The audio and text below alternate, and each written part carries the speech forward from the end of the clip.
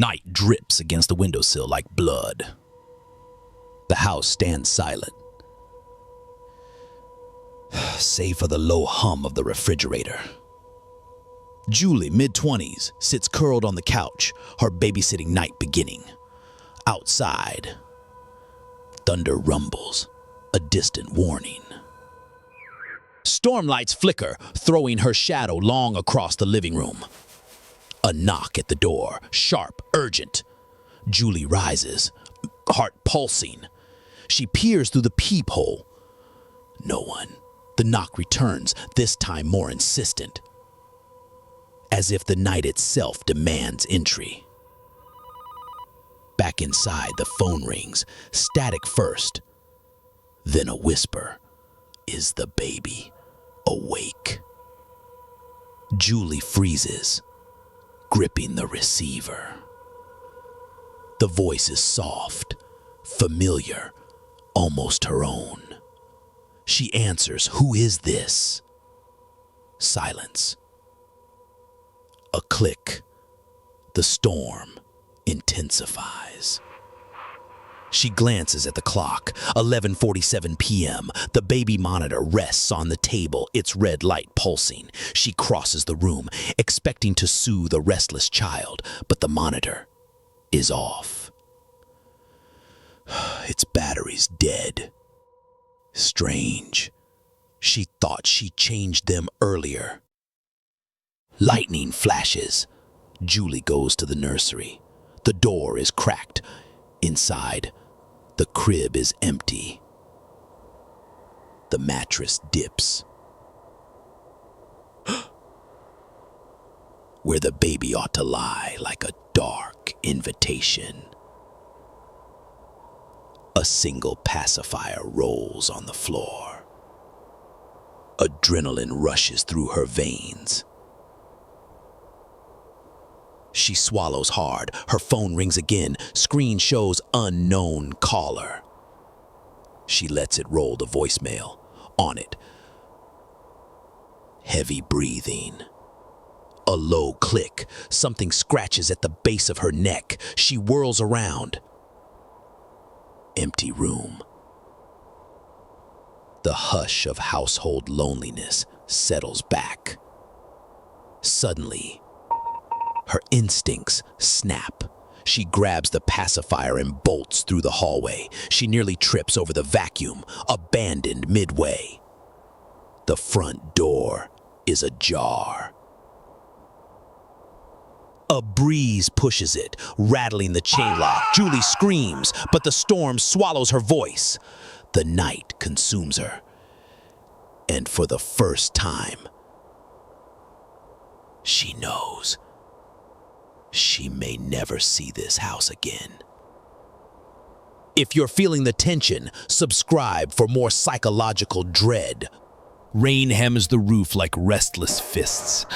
Julie's breath turns ragged. She backs away from the open door, her mind racing with impossible thoughts. He was here. She steps outside, searching the dark yard. Lightning reveals the swing set, broken, ropes frayed. The front gate stands wide open. No footprints in the mud. No sign of the baby. Inside, she races from room to room. In the nursery, there's a small, muddy handprint on the wall, smeared black. A single lullaby plays from the monitor, though unplugged moments ago. Her phone buzzes, an incoming text. Where is he? She drops to her knees, dropping tears into puddles of guilt. She places her palm against the nursery door, presses her ear. Faint sobbing echoes inside, somewhere behind the wall. She yanks on the door, locked. The knob rotates. It holds. She pounds with her fists. Please, let me in! Silence. She backs away, mind blank. Another call. Screen shows mother. She answers. Mom, the baby, he's gone. On the other end, the line flickers. Julie, I called earlier. Flashback. Julie is shown the house by the parents at dusk. The same pacifier, the same monitor. She nods, confident, until the father says, Just... his voice trailing. Her gaze drifts to the empty nursery. Back to present, she whispers into the phone. They said the monitor was new. It's never been wired. The line goes dead. Julie drops the phone. Vague shapes shift in the hall behind her. She starts, eyes wide. Lightning. She blinks. One of the shapes is gone. A whisper steals through the dark. Babysitter? Where is he? If your heart's pounding, hit subscribe and stay for the truth. The house twists around her. Shadows stretch and retract like living things. Julie finds the basement door ajar. Floodlight spills down into the gloom. She descends, each step echoing destiny. The smell of damp and decay thickens her chest. Halfway down, there's a photo taped to the banister. The baby. The photo is recent. The eyes glazed. Scribbled on it, he listens. She shudders. Something moves at the bottom. She creeps forward. A rocking chair sways slowly in the corner.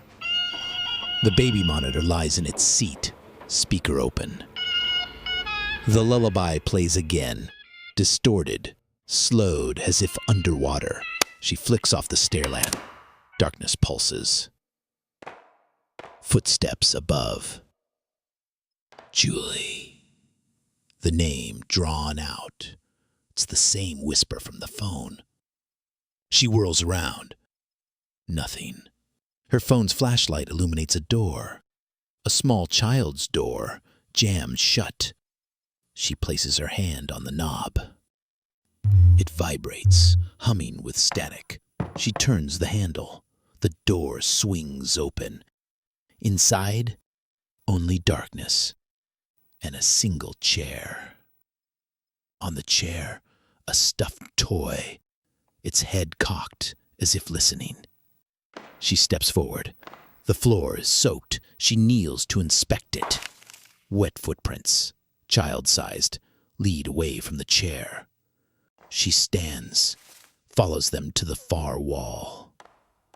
There, scrawled in mud, I am here. Her breath hitches as static floods her ears. The lullaby from the monitor, but louder, inside her head. A giggle behind her. She spins, but the room is empty. A low chuckle rattles the walls. A scrape behind her. She runs past the rocking chair, up the stairs. The floodlight flickers off. The house inhales. Her phone dies, no signal. She reaches the top and flings open the door.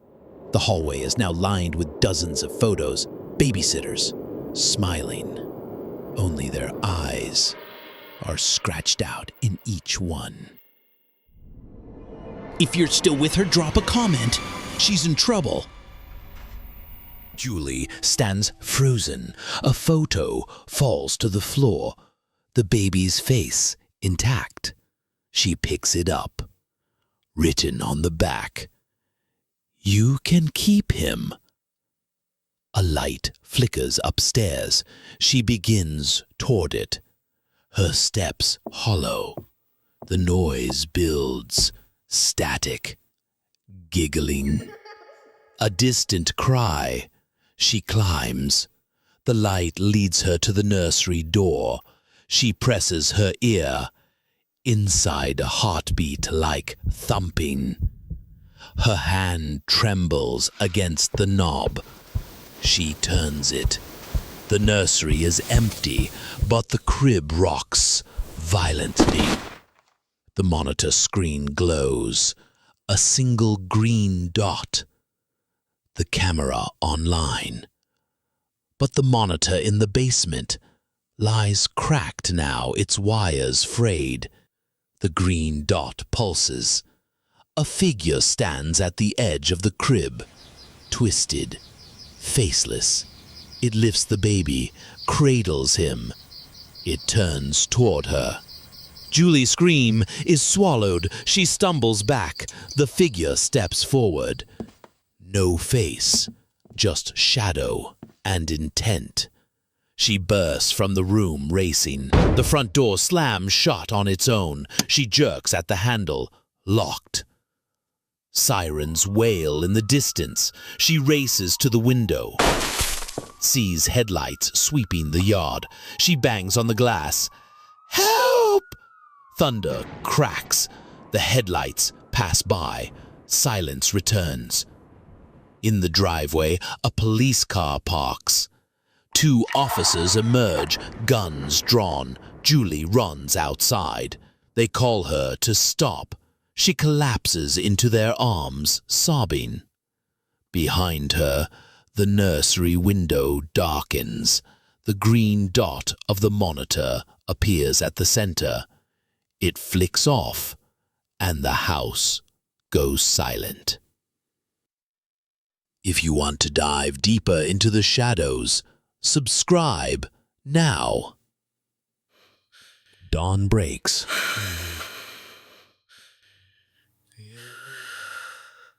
Julie sits on her blanket on the front lawn, watched by officers. The baby, pale and silent, lies in her arms, eyes open and unblinking. A neighbor approaches. I heard the baby crying, she whispers. Then, silence. Julie nods. She rocks him slowly. The baby doesn't blink or breathe audibly, just stares. Behind them, the house door creaks. A silhouette stands at the threshold, faceless. The officers follow her gaze. Beyond, inside the entryway, muddy footprints lead back down the hallway. One officer gestures at the ankles. He steps forward. The footprints in at the nursery. He opens the door. Inside, the crib is empty again. The mattress, depressed. The rocking chair, swinging. The monitor lies shattered. Julie stands, voice hollow. He's gotta get. The baby's eyes meet hers. Cold, ancient. The officer steadies her shoulder. Thunder. The storm returns.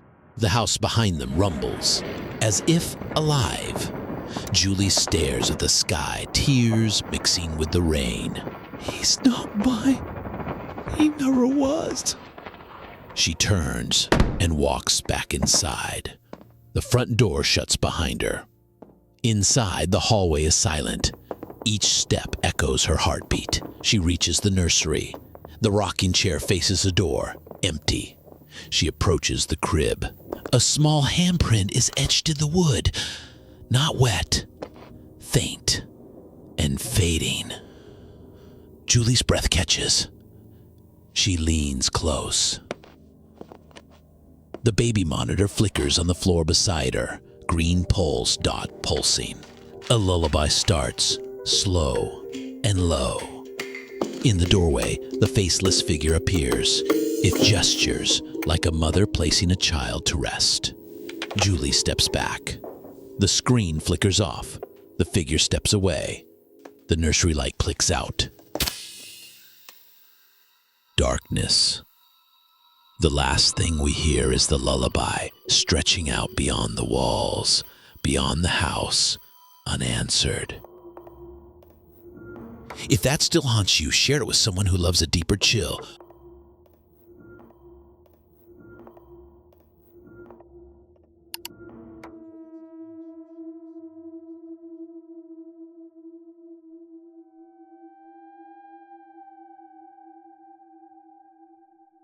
Tonight, we embark on a deep dive. but not into the usual things, not data, not neat categories. No, tonight we're venturing somewhere else entirely, into the shadowy corridors of the mind, where that line between what you see and what you feel, well, it just blurs completely. We're going to step into a narrative that it doesn't just unfold, it kind of unravels like a nightmare, you know? One you can't quite wake up from. And it's all sourced from this one chilling account called simply "The Babysitter Never Came Back." Right. And this isn't just about like retelling a scary story. It's about really peeling back the layers, getting into that feeling of dread, exploring how fragile reality is, maybe, how sanity holds up or doesn't when faced with the inexplicable, and those echoes, the things that stick with you long after you finish reading. Our whole conversation tonight, it really hinges on this one single powerful piece. It's a story that it builds up your sense of reality and then just pulls the rug out from under you, forces you to question everything. I agree completely. This is definitely not one to rush through. It needs careful handling.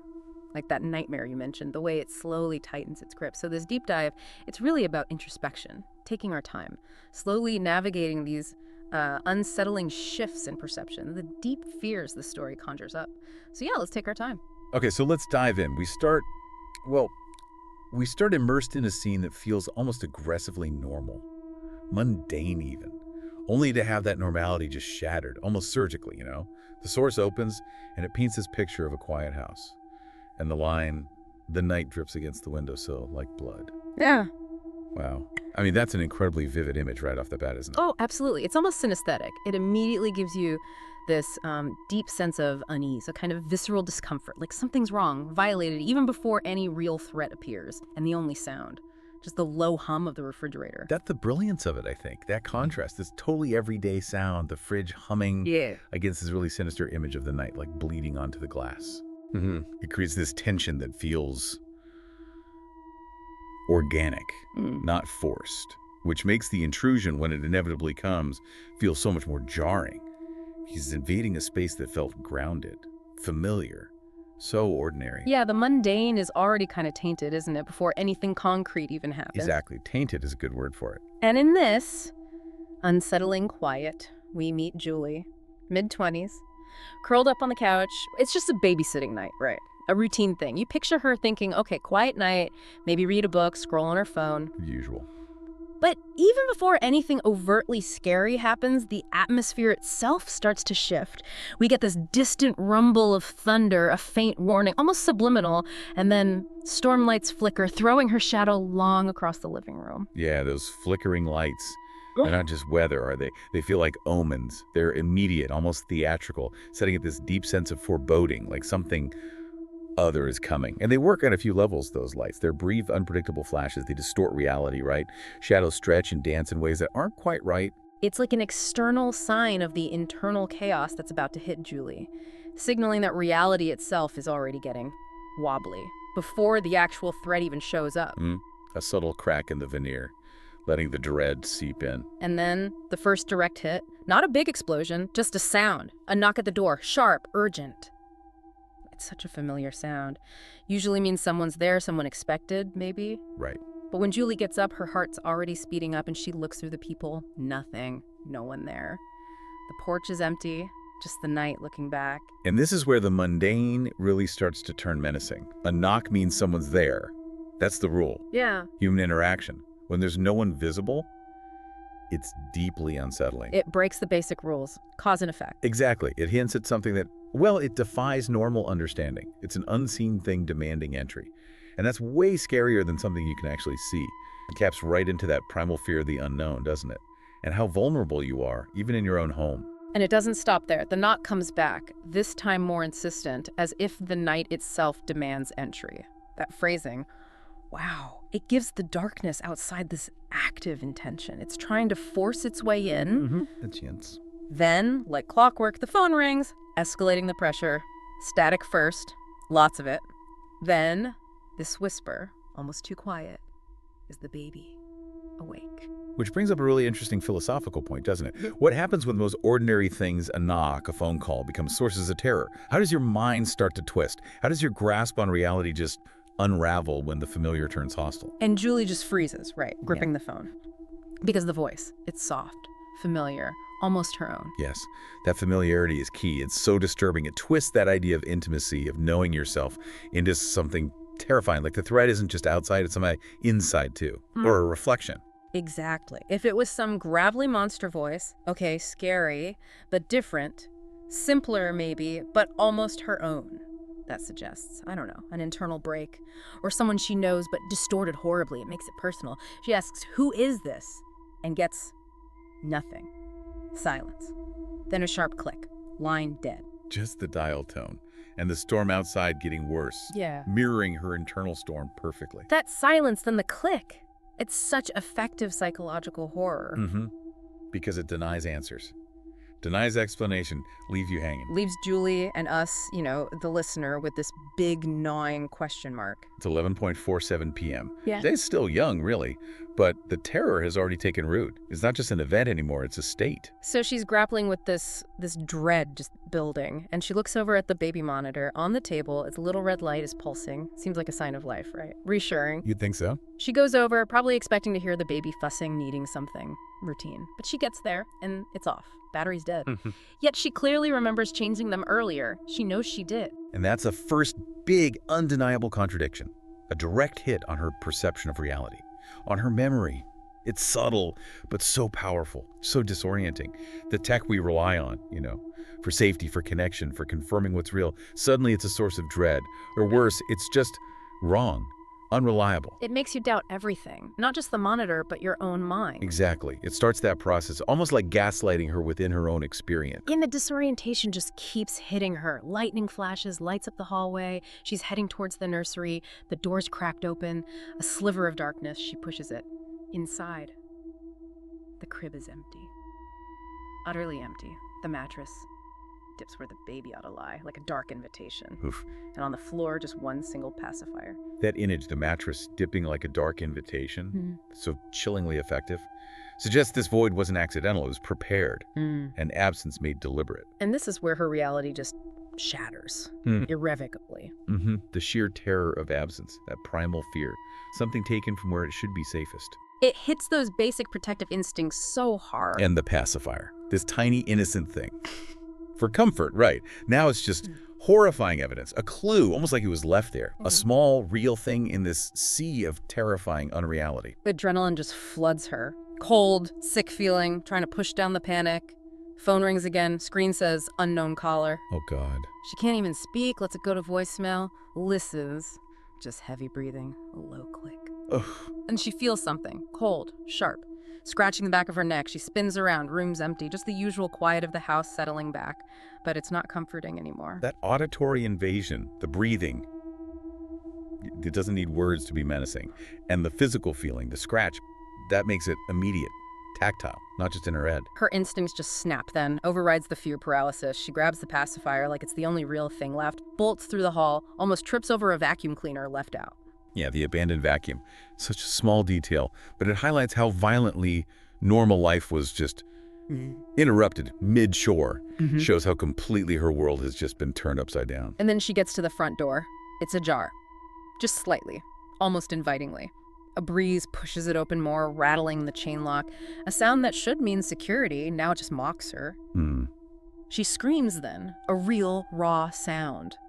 But the storm outside just swallows it whole, makes her totally helpless. The night just consuming her scream, consuming her. And for the first time, this awful certainty hits her. She knows. She might never get out of this house. Might never see her normal life again. That's the shock, isn't it? The visceral terror, the complete collapse of safety, of trust. Her scream being lost in the storm, it just highlights her total isolation. From the entity, from the world, it's that primal fear moment, the point of no return. Her old world is gone, replaced by this nightmare. Yeah. It's not just trying to escape physically. It's like a cry against reality itself unraveling. And no one hears. So Julie's first terrifying realization the baby's gone. Brutal enough. But the story immediately throws her into this even deeper confusion, this relentless web of contradictions, making her question not just what happened, but her own sanity. The source says rain hammers the roof like restless fists. Great line. Reflects her internal state, right? Absolutely. The outside mirrors the inside. Her breath is ragged. She backs away from that open door, mind racing. He was here. Yeah. She forces herself outside, searching the dark, wet yard, desperate, Lightning flashes, shows a break and swing set, rope snapped, and the front gate wide open like a jaw. And this is another critical disorienting bit. She's looking for evidence, right? Something rational in abduction. But no footprints. In the mud.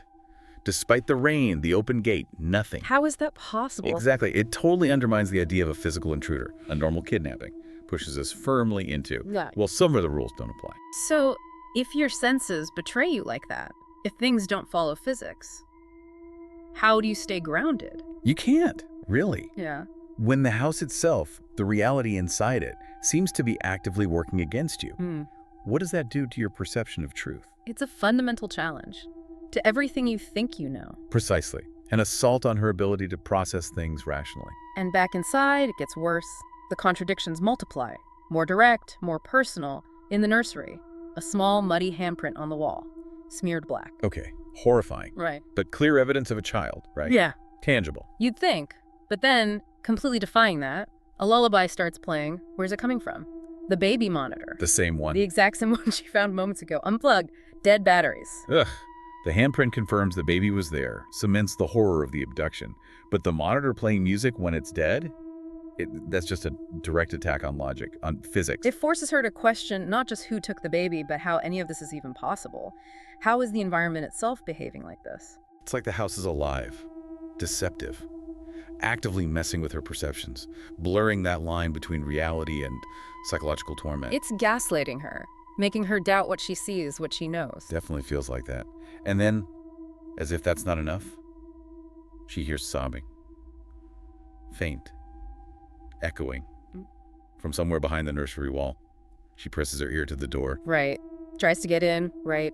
Desperate for answers, to reach the sound. But the door's locked, the knob just turns uselessly, it won't budge. So she pounds on it, screaming. Yeah, please let me in, and then just silence. Total mocking silence. She backs away, mind blank, utterly helpless. That locked door, the sobbing she can't reach, it's just another cruel lair. Classic horror trope, isn't it? Trapped, not just physically, but in a reality that mocks every rational move. Denies her any way to intervene. And the silence after her screaming, it's deafening. Just emphasizes how alone she is against this, whatever it is. Makes you think even the sobbing was just another illusion, another turn of the screw. And then, in that total isolation, a lifeline. Or what seems like one. Phone rings again. Screen shows mother. A comfort, finally. Oh, thank God, maybe. She answers, voice shaking, can barely get the words out. Mom, the baby, he's gone. But the line, it flickers. Her mom's voice sounds weird, distant, ethereal almost. Not right. No, like she's speaking from far away or even out of time. Julie, I called earlier, and that fragmented line triggers a flashback, a memory that's going to unravel everything. This is where the story hits hardest, psychologically. It stops being just about a missing baby. It becomes about the foundation of memory itself. Of the truth. Shattering it. The flashback shows her arriving earlier, the parents showing her the house, dusk, pointing out details, the same pacifier we saw, the same monitor. She's nodding, taking it in. Then the father says something, trails off, just. Oh. And her gaze, just for a second, drifts to the nursery. And it's empty then, too. A detail she maybe missed or forgot in the rush. Planting that seed of doubt about her own memory of arriving.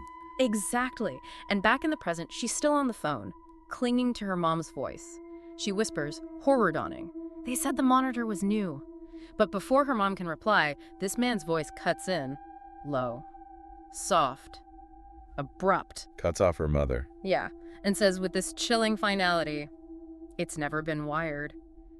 Then click, line dead, gone, leaving her totally alone with that devastating piece of information. That line, it's never been wired. Yeah. That's the killer blow. It just shatters her whole understanding of the night, her memory of the house tour, maybe even why she's there at all. Right. It implies something much deeper, more sinister. Deception from the start. Like the normalcy she walked into was just a stage set, an illusion built for something else. It completely unmoors her. It makes her question if anything she remembers from the start was real, or was it all planted, all false? Was she manipulated? What is real if your first impressions are just wrong or lies? The story uses that cognitive dissonance perfectly. It puts you right there with Julie, where logic just falls apart. That's how this kind of horror gets under your skin, doesn't it? It goes beyond jump scares. You question reality itself. And while her internal world is imploding, the external world keeps crumbling too, mirroring her state. Vague shapes start shifting in the hall behind her. indistinct. Oh, great. Shadows moving. She startles, tries to focus. Lightning flashes, illuminates these distorted shadows. She blinks. Eyes open again. One shape is just gone, vanished. And then this whisper. Insidious, breathy, stealing through the dark. Babysitter, where is him? Okay, and this is a point where the story really invites us, the listener, to interpret, right?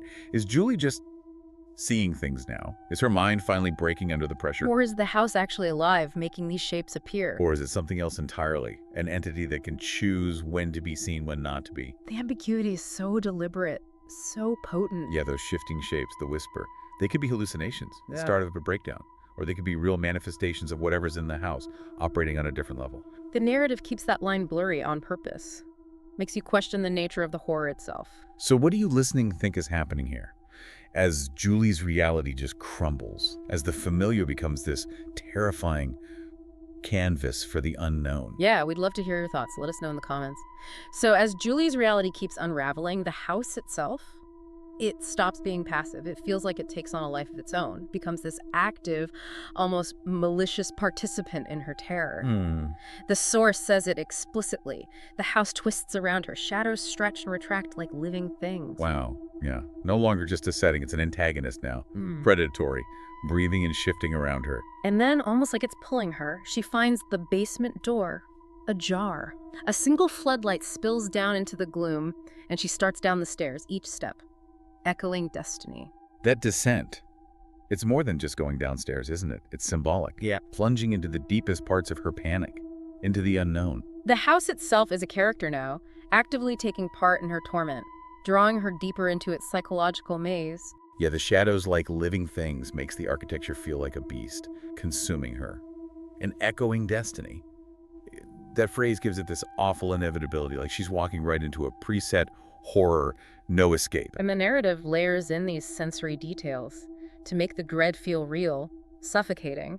The smell of damp and decay thickens her chest, makes the air itself feel heavy, tainted. You can almost feel that, can't you? That wrongness in the air. And halfway down in this oppressive atmosphere, she finds something new, taped to the banister. A photo of the baby. Oh no. Recent photo. Looks normal at first, but then she sees the eyes. Glazed, dull, lifeless, and scribbled on it. Crude writing, like a kid's.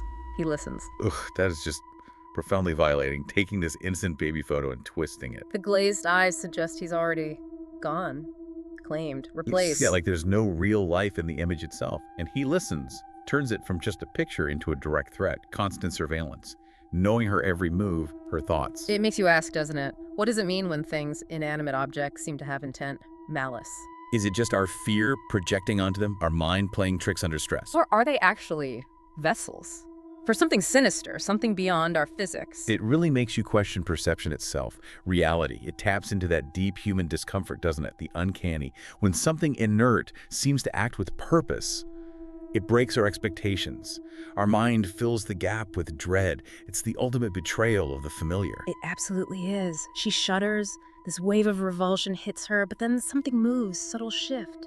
Down at the bottom of the stairs, draws her forward, she creeps down. Furthest corner, a rocking chair, swaying slowly, rhythmically, like someone just got up. Creepy. And sitting in the chair, the baby monitor, speaker open, waiting. The lullaby plays again, but this time it's wrong. Distorted, slowed as if underwater, a drowned echo of comfort, horrifying. That's awful. She instinctively flicks off the stairlight, plunges herself into total darkness, and in that void, the darkness itself seems to pulse, to breathe around her. The distorted lullaby, that's masterful, turning something soothing into pure dread. It's like the soundtrack to her world twisting into a nightmare. A broken music box. And her turning off the light, it's almost like she's accepting the house's control, isn't it? Yeah, like surrendering to the darkness, letting the fear bloom fully, a surrender to the madness. And the terror becomes almost entirely sound-based then. Unescapable. Faint footsteps echo above her, following her, confirming she's not alone. Stalking her. And the whisper. Julie! Drawn out. Long. The same whisper from the phone call. But now it's right there, in the basement with her. Oh, God. She spins around nothing. Her phone flashlight, her last bit of light, shaky, hits a small door, like a child's closet door, jammed shut. Locked from inside, it seems. Okay. She puts her hand on the knob, and it vibrates. hums with this low, unnerving static. The footsteps, the whisper. It proves the entity's everywhere. Moving with her, stalking, tormenting her psychologically. And the vibrating, humming door. Another case of the inanimate coming alive. Poundable energy from a place that should be, well, just a closet. Or a child's room. Right. It's not just a door. It feels like an invitation. Yeah. Or a trap. Yeah. To something deeper, more personal. Like the house itself is alive, breathing malice, manipulating its own form. She turns the handle. Soft click swings open. Into just blackness, absolute black. Inside, more darkness. A single chair. Isolated. And on the chair, a small, worn, stuffed toy, its head cocked. As if listening. So unsettling. The emptiness, just the chair and that listening toy. A violation of childhood innocence. She steps in, hesitant. The floor is soaked, kneels down. Flashlight beam hits wet footprints. Small, child size. Moving away. Leading away from the chair, disappearing into the dark as she follows them like she has to the far wall, and there, scrawled in fresh mud, a message. Chilling. Definitive. I am here. Ugh, that's just a horrifying declaration. Yeah. Presence, ownership, direct communication now. No more subtlety. Explicitly claiming its space. It's a taunt, right? A statement of power, making the horror real even as it defies all logic. Yeah, Slitting the pit. defying it. Her breath just hitches, like a choked sob, as static floods her ears, overwhelming white noise, the lullaby from the monitor. Louder now, not just in the room, but inside her head. Oh, that's bad. Psychological invasion. A high-pitched giggle echoes behind her. She spins around, frantic empty room, then a low, guttural chuckle seems to rattle the walls. A sharp scrape right behind her. It's a sensory assault. Targeted. Designed to just push her over the edge.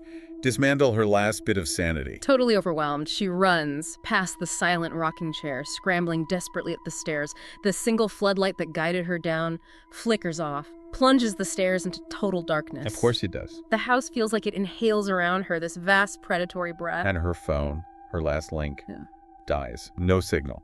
Dead. She reaches the top landing, flings open the hallway door, gasping, and then she sees it, the hallway. It's impossibly lined with photos now.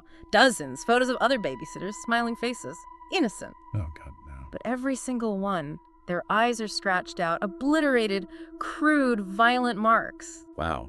Okay, this just exploded the horror, didn't it? Made it bigger. Systemic. It's not just about Julie anymore. It's a history, a pattern, a gallery of lost souls. Erased identities. Yeah. And the message is chillingly clear. She's not the first.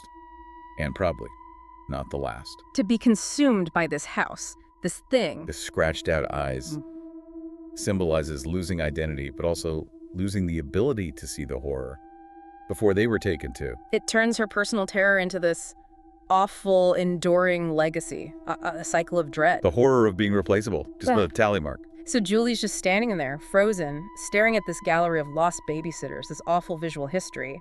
And then, from that wall of dread, one photo falls. Lands at her feet. It's the baby's face, but it's intact. Pristine somehow amidst all the defaced ones. Strange. Why that one? She picks it up, instinctively, turns it over, and written on the back. Chillingly neat script this time. The message, you can keep him. Wow. Okay. That phrase, you can keep him. It's so unsettling because it shifts everything, doesn't it? From a search for a missing child to this implication that the baby is a possession, an object. Yeah, that can be given or kept by something, not human, something malevolent. Is it an offer, a taunt, a cold statement of ownership from this entity? What does it even imply about the baby? His true nature? And Julie's role now? Unwilling accomplice. It's like this perverse act of generosity. Utterly chilling, like the entity saying, he's ours, but fine, you can have temporary custody. And right on cue, a light flickers on upstairs, draw at her eye, compels her forward. She starts moving towards it, steps feel hollow, empty. The noise builds around her again. Static, muffled giggles, a faint cry somewhere distant. The soundscape building again. She climbs the stairs, drawn by this irresistible force, hope mixed with just profound dread. The light leads her right to the nursery door. She puts her ear against it. Inside, there's this distinct thumping, like a heartbeat, rhythmic, both organic and terrifying. Like the house itself has a pulse pulse of dread. Her hand is trembling on the knob, but she turns it. And what's inside? Empty room. But the crib is rocking, violently, like a child is thrashing inside, unseen. And on the bedside table, the monitor screen glows. Single green dot. Camera online, working perfectly. Wait, What? But hang on, this is where it gets really weird.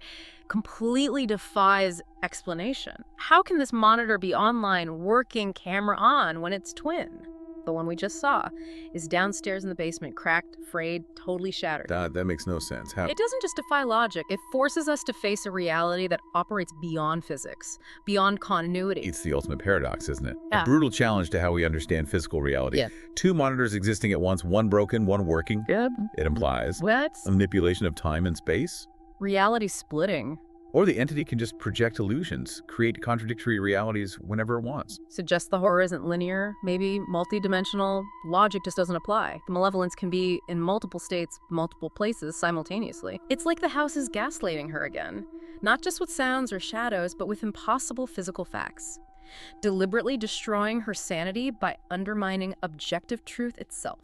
And at the crib's edge, amidst the rocking, A figure stands there, twisted, faceless, just an absence of identity, a void. faceless. It lifts the baby, not gently, but with this chilling, possessive tenderness, cradles him, then slowly turns towards Julie, deliberate, menacing. Oh. Her scream gets stuck, the silent gasp. Swallowed by terror, she stumbles back, grabbing the doorframe, trying to get away. But the figure steps forward, relentlessly.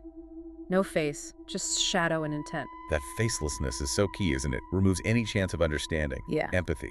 It's the ultimate other. Pure, terrifying purpose. A void for her fears. She's facing something she can't comprehend, let alone fight or reason with. And cradling the baby. Mm. Normally nurture, love, becomes horrifyingly perverse when done by that. It's a desecration of the maternal. Shows this isn't a rescue. It's a confrontation with something truly alien. Yeah. Powerful. Pure dread. Distilled. Then this surge of adrenaline hits her. She bursts out of the room, runs blindly through the house. Behind her, the front door slams shut on its own, resounding thud. Tracked. She yanks the handle, pulls frantically locked, sealed by something unseen. Sirens wail outside, distant, but there. A flicker of hope, external help. Finally. She races to the window, sees headlights sweeping the yard, bangs on the glass, screams, "Help!" Voice raw, thunder cracks right then, drowns her out. The headlights just pass by, oblivious, then silence again. Thick, suffocating. That sequence. The escape attempt, the failed help. It's agonizing. The door locking itself shows the house's total control, actively trapping her. Cage, not sanctuary. And the headlights passing by, help so close yet totally missing the horror inside. Emphasizes her isolation. Yeah, reinforces that idea that some horrors just operate outside normal human reach. Cruel twist help is right there, but useless. But then, maybe a real glimmer. A police car pulls into the driveway, 2 officers get out, guns drawn, silhouettes look like authority. Normalcy. Okay, real help this time. Julie runs outside, desperate, collapses into their arms, just sobbing. But even as this happens, as conventional help arrives, back inside the house, the nursery window darkens. The green dot on the monitor reappears. Center screen. A final chilling wink from the thing inside. No? And it flicks off. And the house goes utterly silent, like it's just holding its breath, waiting for the police to leave. That might be the most unsettling part. Yeah. Even with armed officers there.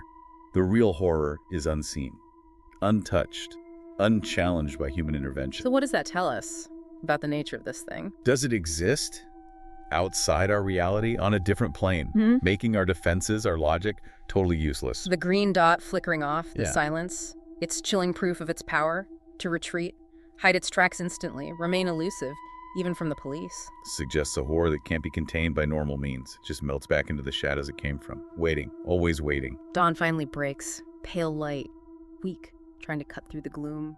But the horror is nowhere near over. It's changed maybe, but not gone. No, it feels permanent now. Julie's under a blanket on the lawn, officers watching. She looks broken.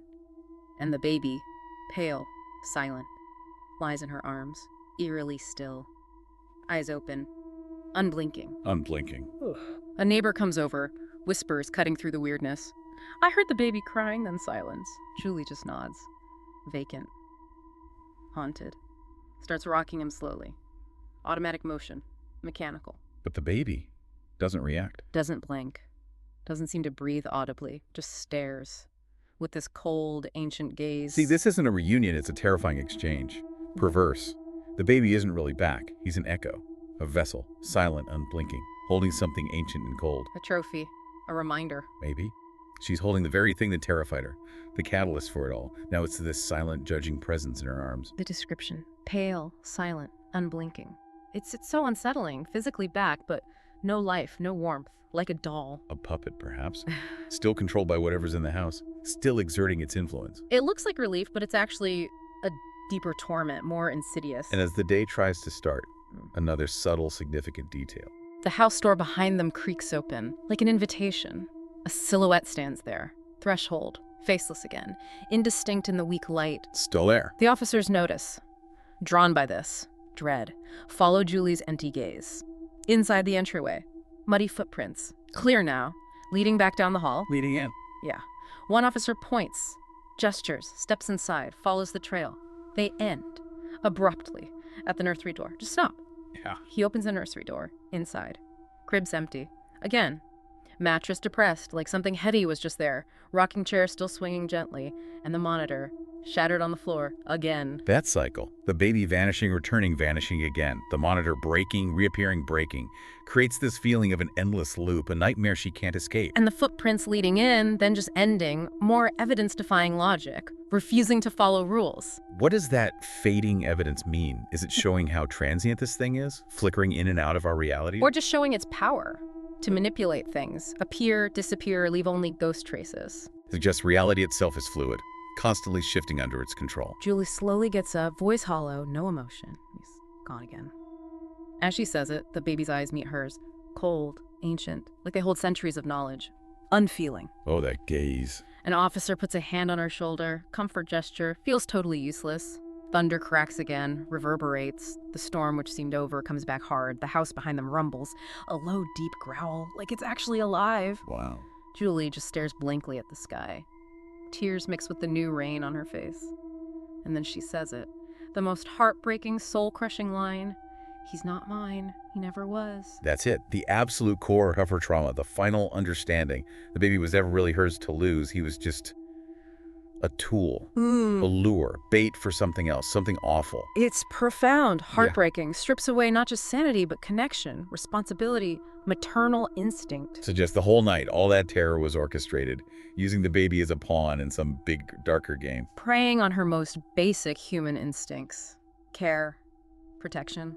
It's the ultimate psychological violation, isn't it?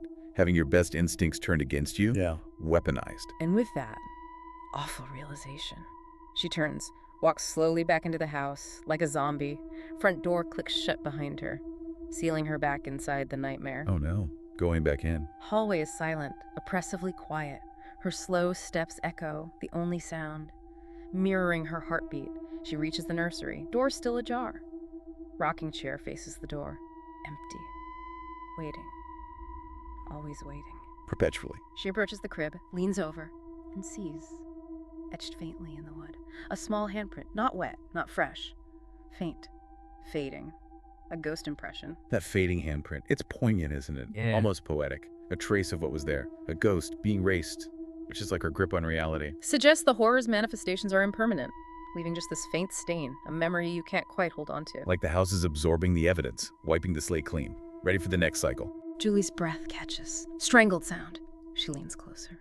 Drawn by something, the baby monitor flickers. On the floor beside her, single green dot, pulsing, like a malevolent eye. It's back. A lullaby starts. Slow, low, that distorted echo of comfort, and then, in the nursery doorway, the faceless figure appears again. Its presence is cold, palpable, heavy. Oh, God. It gestures, slow, deliberate motion, like a mother placing a child to rest. Grotesque. Julie steps back. Automatic recoil. Fear. The monitor screen flickers off. The figure steps away, retreats into the darkness. Nursery light clicks out. Darkness. And the last thing we hear is the lullaby. Stretching out, beyond the walls, beyond the house, beyond the story itself. Unanswered, unending. That ending, it's not closure, is it? It's perpetuation, a chilling invitation. The lullaby isn't peace, it's a promise of more dread, an open question that just lingers, echoing. The silence of the room, the house, your own mind. The horror isn't contained, it escapes, seeps into the silence, hints at a cycle that just goes on and on in that gesture. Like a mother placing a child to rest. The final, awful perversion. Implying Julie's now part of it. The house's cycle. Maybe the next babysitter whose eyes get scratched out. or who helps the entity continue. It's a chilling, perpetual lullaby. Suggests the horror's never really over, just waiting. Hashtag outro. So, we've journeyed pretty deep tonight into a truly disquieting narrative, explored those profound psychological shifts, the terrifying questions it raises about reality, perception, the nature of fear itself. Julie's experience, it really forces us, the listener, to confront this deeply unsettling idea that what we see, what we remember, even what we feel instinctively, it can all be manipulated, distorted, maybe even entirely fabricated. Yeah, for anyone exploring psychological horror, this story is, well, it's a masterclass in how to erode reality. Not with jump scares, but with these subtle, insidious contradictions. Chipping away at sanity's foundation. Exactly. And it leaves you wondering, what does it mean for horror to not just be seen, but to really seep into your being, leaving an imprint that never fades, an echo that just keeps reverberating? Yeah, what kind of echo? What lingering chill? What questions does this story leave with you listening? It's a tale that really challenges our foundations, lingers, waits in the quiet spaces of our thoughts. If these echoes are sticking with you, if this story stirred up your own interpretations, your own insights, if it maybe made you question the reality around you just a little, Well, we really invite you to share those thoughts, your theories, your lingering questions. Put them in the comments below. Let us know what stood out, what still haunts you after the lullaby fades. absolutely. Your perspective is really invaluable as we all try to navigate these unsettling stories together, as we piece together these fragments of experience into some kind of larger, if often terrifying, understanding. And if these quiet whispers of the dark, if these deep dives into the shadows of human experience, if they resonate with that lingering chill in your soul, if they stir your own curiosity about these unseen, then maybe the deep dive is where your own echoes can find a home, a place where the truth continues to unfold. One terrifying revelation at a time. Subscribe now and let the echoes linger.